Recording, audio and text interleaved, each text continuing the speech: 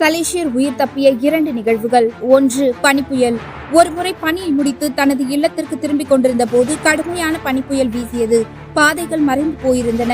வழி தெரியாமல் தவித்த புனிதர் பனிப்பொழிவுக்குள் மாட்டிக்கொண்டார்.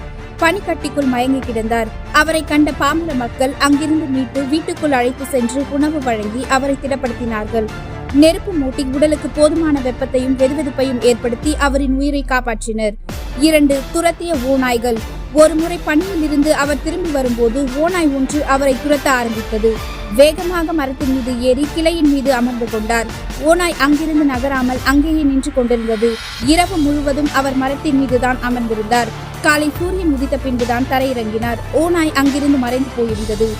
நாங்கள் இன்னமுற்றாலும் மனமுடைந்து போவதில்லை. குழப்பமுற்றாலும் நம்பிக்கை இழப்பதில்லை. துன்புறுத்தப்பட்டாலும் கைவிடப்படுவதில்லை. வீழ்த்தப்பட்டாலும் அழிந்து போவதில்லை என்கின்ற மனநிலை அவரிடம் இருந்தது. மறவாமல் கமெண்ட் செய்யுங்கள். நன்றி.